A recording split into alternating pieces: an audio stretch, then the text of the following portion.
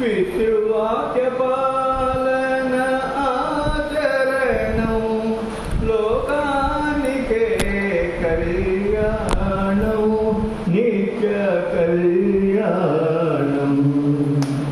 ద్వాపరమున శ్రీకృష్ణ అవతారం సంపూర్ణావతారం.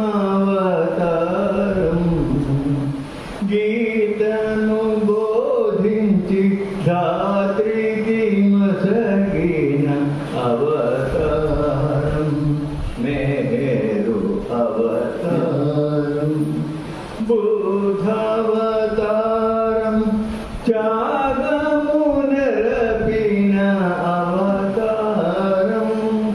నిర్వాణం బోధించి ప్రబోధితం నెహ్రూ అవతారం.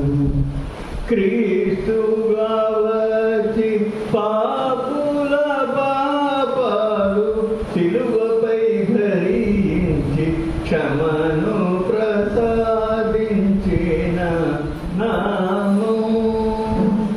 మహమ్మదు పైగంబర్గా వచ్చి సోదర భావం బోధించిన అవతారం అవతారం మేరు అవతారం.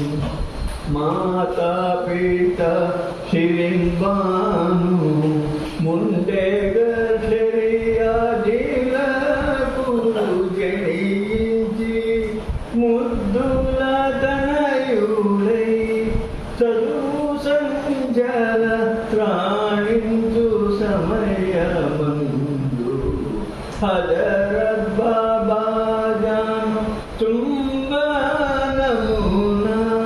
బ్రహ్మానందముందెను.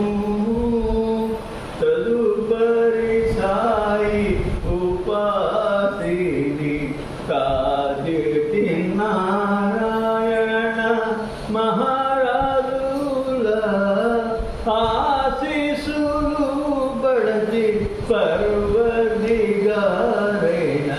అవతారం అవతారం.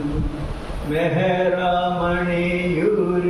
ఆది మండలిగా 12 శిశులతో భాసిల్లిన అవతారం. బోధించుటకు రాలేదని మేల్కొల్పుటకే వచ్చెనని సందేశమిచ్చిన అవతారం. నవజీవనము నడపిన అవతారం.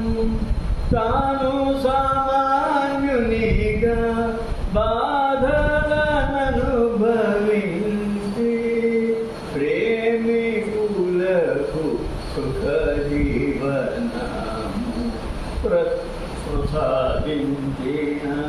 ఏకైక అవతారం మెహరావతారం పరిపూర్ణావతారం.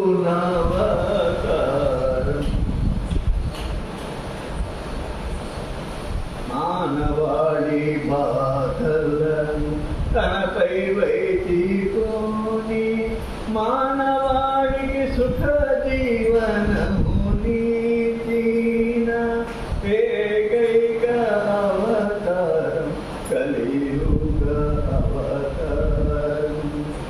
అమరత్వము పొంది అందరి హృదయాల్లో ప్రేమతో తాండవించుచున్న అవతారం పూర్ణావతారం మేరు అవతారం.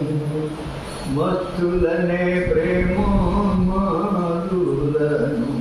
వేలాది మందిని ఉద్ధరించిన ఏకైక అవతారం. కళ్యాణం లోకానికే కళ్యాణం విశ్వమంతా ప్రభవించిన అవతారం మే